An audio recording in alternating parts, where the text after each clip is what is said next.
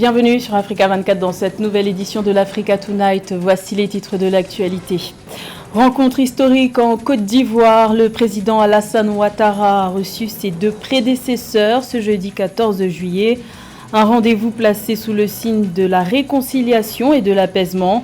Cette réunion est annoncée comme la première d'une série. Il est présenté comme l'étoile montante du rap gospel en Côte d'Ivoire et se prépare à donner son premier concert en Europe ce samedi 16 juillet, plus précisément au Casino de Paris en France. L'artiste KS Bloom est l'invité de cette édition. Et les affiches des demi-finales de la CAN féminine de football sont désormais connues. Le Maroc affrontera le Nigeria et la Zambie fera face à l'Afrique du Sud pour tenter de jouer la finale de la 12e édition de cette Coupe d'Afrique des Nations féminines. Mais tout d'abord, au Tchad, une nouvelle date a été annoncée ce jeudi 14 juillet par les autorités de transition pour la tenue du dialogue national inclusif. Cette rencontre, plusieurs fois repoussée depuis la prise de pouvoir de la junte militaire en avril 2021, se tiendra le 20 août prochain dans la capitale N'Djamena. Notons que cette nouvelle date a été fixée alors que le pré-dialogue de Doha patine depuis le 13 mars au Qatar entre la junte et les 53 groupes rebelles tchadiens. C'était une rencontre prévue de longue date. Un mini-sommet s'est tenu ce 14 juillet entre le président ivoirien Alassane Ouattara et ses deux prédécesseurs Laurent Gbagbo et Henri Konan Bédié. Une première très attendue depuis les crises de 2010, 2011 et 2020. Cette réunion devait servir à faire avancer la réconciliation nationale et à préparer les prochaines échéances électorales de 2023 et 2025. Un sujet de la rédaction. C'est une rencontre extraordinaire en passe de devenir ordinaire. Pour la première fois depuis 2010, le président ivoirien Alassane Ouattara a reçu ce jeudi 14 juillet ses deux prédécesseurs, Henri Konan Bédié et Laurent Gbagbo. Des retrouvailles chaleureuses pour décrisper le climat politique dans la perspective des élections locales de 2023 et de la présidentielle de 2025. Le président de la République et ses deux prédécesseurs ont exprimé leur volonté de faire de cette première rencontre un levain de la décrispation du climat socio-politique national en Côte d'Ivoire. Cette rencontre, prévue de longue date, était en effet une des recommandations issues du dialogue politique de mars dernier. Elle intervient après plusieurs gestes d'apaisement, marqués notamment par la délivrance, il y a près d'un mois, du passeport de l'ex-ministre Charles Blé Goudé. Au-delà de la réconciliation nationale, la libération de prisonniers politiques et la réforme de la commission électorale indépendante sont au cœur des préoccupations. Les uns et les autres considèrent que c'est une réunion extraordinaire, mais l'on doit considérer qu'elle est plutôt ordinaire et qu'elle sera régulière. Et chaque fois que mes prédécesseurs auront le temps de reprendre ces échanges, je leur ferai appel pour recueillir leur avis et leurs recommandations. Je trouve que ce sera une très bonne chose pour la nation d'entendre et d'écouter mes prédécesseurs, leur connaissance du pays, leur expérience, évidemment aussi le poids politique qu'ils représentent. Laurent Gbagbo et Henri Konan Bédié restent en effet des piliers de la scène politique ivoirienne. Leur concours est jugé fondamental pour une réconciliation nationale véritable et durable. Également dans l'actualité, la capitale du Niger, Niamey, accueille depuis ce vendredi les ministres français des Affaires étrangères et des Armées. À l'occasion de cette visite officielle, le Niger a annoncé un emprunt de 50 millions d'euros auprès de la France, une somme à laquelle Paris a décidé d'ajouter un don de 20 millions d'euros. Il est à noter que cette visite officielle entre dans le cadre de la volonté de la France de redéfinir son offre militaire et diplomatique en Afrique et notamment au Sahel, alors que l'armée française aura quitté le Mali d'ici fin août 2022 après 9 ans d'engagement. La France veut faire du Niger un nouveau partenaire clé au Sahel dans la lutte contre le terrorisme. Une pénurie de carburant touche les grandes villes du Cameroun, pays producteur de pétrole. La rareté et la cherté du carburant handicapent le quotidien des habitants et depuis quelques jours, les stations-service de Douala, capitale économique, peinent à satisfaire la clientèle. Le gouvernement camerounais a assuré le 11 juillet que le marché des hydrocarbures serait très prochainement réapprovisionné. Reportage de Narcisse Oum, commentaire Mildred Diamou. Plusieurs stations-service de Douala, la capitale économique du Cameroun, sont actuellement en manque de gasoil. C'est le cas de certaines stations implantées au carrefour Bona-Kwamang, dans l'arrondissement de Douala 1er, qui d'habitude vend ce liquide tous les jours. Depuis quelque temps, les activités sont à l'arrêt. Une crise que vit Douala depuis le 9 juillet 2022. Et il ne s'agit pas seulement de la capitale économique. La rareté de ce liquide est aussi introuvable dans plusieurs stations-service du Cameroun. Cette rareté du gasoil dans plusieurs stations-service devient de plus en plus problématique pour de nombreux automobilistes. Sans la pénurie de carburant, ça nous cause les activités sont réduites, rien ne marche. Parce qu'on travaille hôpital par hôpital, mais quand il n'y a pas, c'est tout impacté.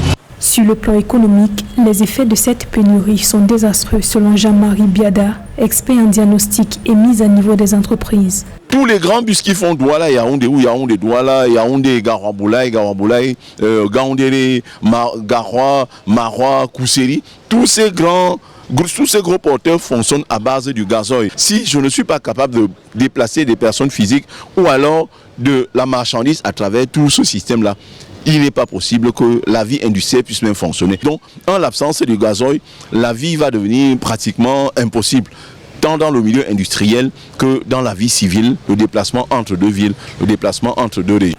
Dans un communiqué publié le 11 juillet 2022, le gouvernement camerounais a annoncé que le marché des hydrocarbures sera approvisionné sous peu avec 62 500 mètres cubes de produits pétroliers pour juguler la pénurie observée dans les stations-service. Le gouvernement camerounais alerte dans le même temps sur la charge que font peser les subventions à la consommation des carburants sur les finances publiques à cause de la hausse des prix des matières premières énergétiques consécutive au conflit russo-ukrainien. Le Cameroun devrait dépenser 600 milliards de francs CFA de subventions aux produits pétroliers sur l'exercice 2022. Sur les 12 équipes, il n'en reste que 4. Les équipes qualifiées pour les demi-finales de la CAN féminine de football sont désormais connues. Le Nigeria affrontera le Maroc et la Zambie fera face à l'Afrique du Sud pour tenter d'accéder à la finale de cette 12e édition. Les 2 matchs sont prévus le 18 juillet à Rabat. Pour les autres sélections, il reste un dernier espoir pour tenter de se qualifier pour le Mondial 2023. Le point avec Roberto Bogbe. Les 2 premiers matchs des quarts de finale de la Coupe d'Afrique des Nations CAN féminine 2022 ont eu lieu mercredi 13 juillet. Le Maroc, pays hôte, a affronté le Botswana et l'autre rencontre a opposé le Sénégal à la Zambie. Concernant le Maroc et la Zambie qui sont qualifiés pour les demi-finales, je dirais qu'il n'y a pas, à mon sens, une aussi grosse surprise. Vous savez que le Burkina Faso, les étalons d'âme comme nous les appelons ici, étaient dans le même groupe que le Sénégal et le Maroc lors du premier tour. Le Burkina a d'ailleurs perdu par des scores étriqués 1-0, 1-0. Mais je pense que les Marocaines ont quand même beaucoup progressé et par rapport à ce qu'on pouvait s'attendre d'elles et à ce qu'on savait du football féminin au niveau du Maghreb. Et la venue du Français Renard Pedros comme entraîneur, à mon avis, n'est pas étrangère parce que quand tu regardes quand même, il y a beaucoup de choses sur le plan tactique et les filles marocaines arrivent à pratiquer un football quand même assez agréable. Opposé au Botswana en quart de finale de la CAN féminine 2022, le Maroc a dominé son adversaire à domicile et validé sa qualification sur un score de 2-1. Les Marocaines assurent par la même occasion leur qualification pour la Coupe du Monde 2023 en Australie et en Nouvelle-Zélande. De l'autre côté du stade Mohamed VI de Casablanca, le Sénégal a ouvert le score en premier sur un coup franc dévié de la tête par Ndegena Ndiaye et les Zambiennes ont pu égaliser grâce à un but d'Avel Chitundu. Bien que les 2 équipes aient livré un face-à-face historique, l'aventure s'arrête en quart de finale pour les Lions à l'issue d'un score de 1-1. Les Lions de la Teranga se sont inclinés à la séance des tirs au but 4-2. Alors quant à la Zambie, c'est la belle surprise pour moi. Je sais que les Chipolo Polo Dames étaient une équipe en devenir, mais pas en tout cas au point quand même d'atteindre ce niveau de la compétition. Je peux me tromper, mais en regardant leur match que j'ai pu observer lors du premier tour, quand même c'est une équipe solide qui a en tout cas montré qu'elle avait de la ressource. C'est la première fois que deux équipes africaines entrent dans l'histoire de la Coupe du Monde féminine. Les Marocaines comptent désormais 4 victoires à leur actif et la Zambie poursuit également l'aventure en route pour disputer sa première demi-finale de Coupe d'Afrique des Nations. Il a fait ses débuts sur la scène musicale en 2012. En 2017, le jeune Ivoirien Souleymane Kader Koné se convertit au christianisme. Il commence par le rap gospel en 2018 en se faisant appeler KS Bloom. Depuis, il est présenté comme l'étoile montante de la musique chrétienne en Côte d'Ivoire. Il a d'ailleurs été primé meilleur rappeur de l'année lors du Primus 2021, l'une des plus grandes récompenses des artistes ivoiriens et africains en Côte d'Ivoire. Il s'apprête à donner son premier concert en Europe. KS Bloom est l'invité de cette édition. Bienvenue. Merci. Alors, votre premier concert en Europe se tiendra ce samedi 16 juillet à Paris en France. Vous vous attaquez d'entrée à la mythique salle du Casino de Paris, un cachet du XVIIIe siècle d'une capacité de 2057 places, un défi de taille. Pourquoi avoir choisi la France comme première destination et pourquoi cette salle? Parce qu'on est beaucoup écouté ici.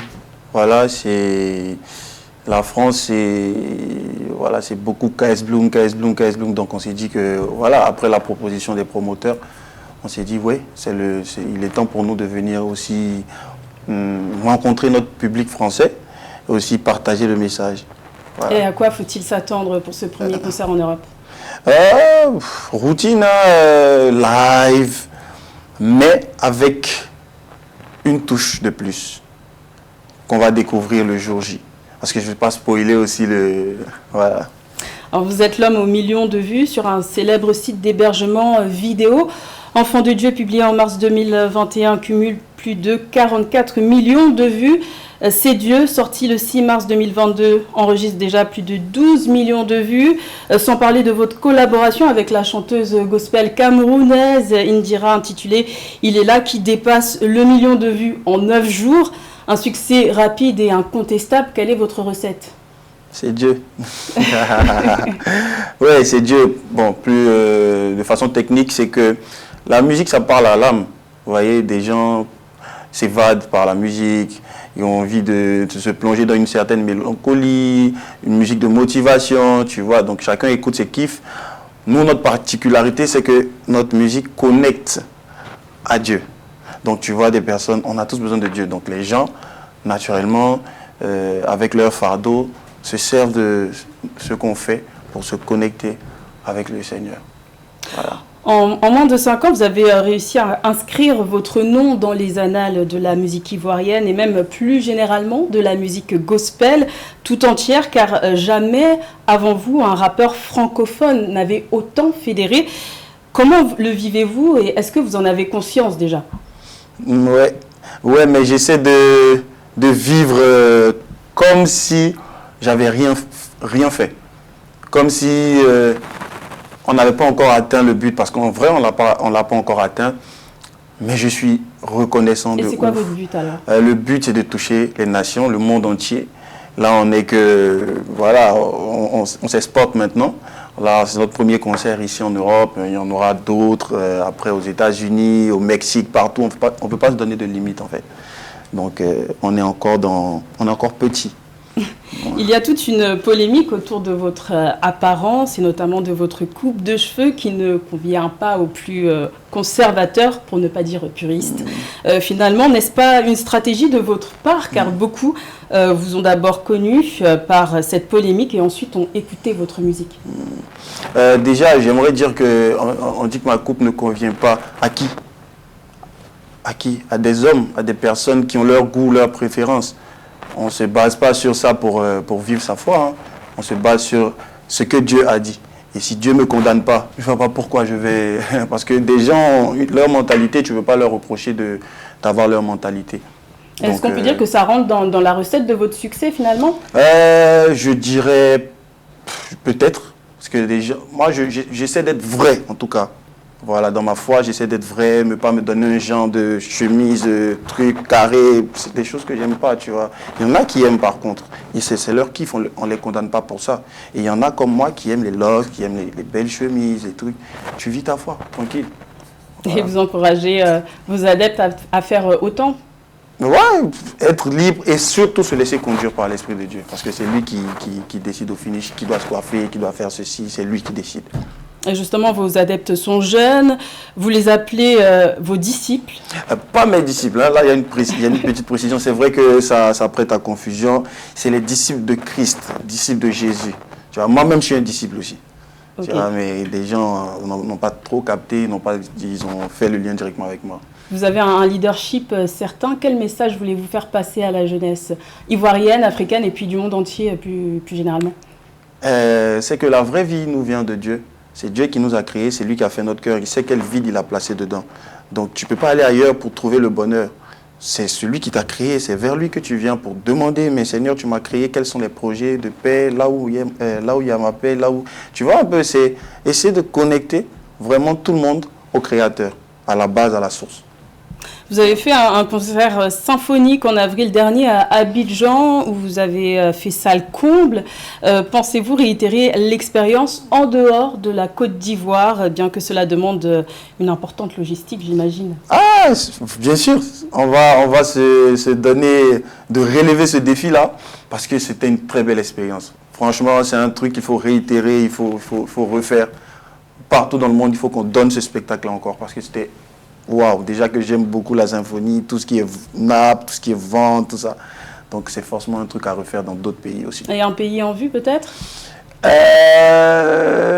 On attend d'abord avant de déballer l'information.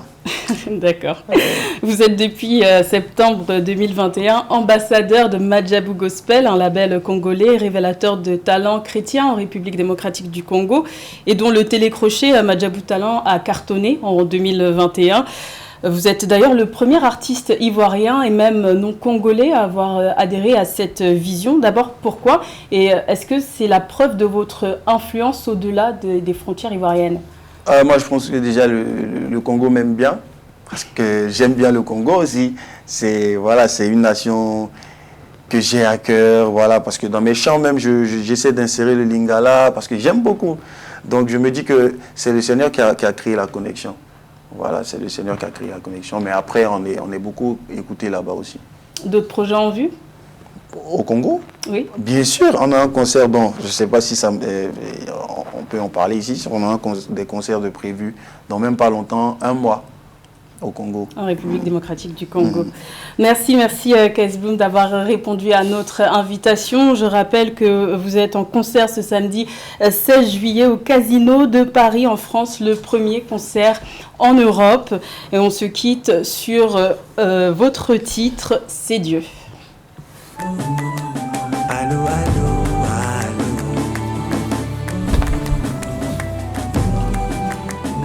Jesus. Et devine un peu d'abord, avant que j'accorde mon scénario. C'est vrai que la vie ne fait pas cadeau. Ouais, Papa Noël, ouais, son sac à dos. Mais même si le problème est dans ma peau, gaga, mon qui n'accorde. J'ai décidé de quitter le mal, car tout ce que je cherchais, c'est lui qui donne. C'est Dieu qui a commencé, c'est lui qui va faire un miracle dans la zone. C'est Dieu qui a commencé, c'est lui qui ferme la bouche des Kwakwato. C'est Dieu qui a commencé, c'est lui qui va faire un miracle dans la zone.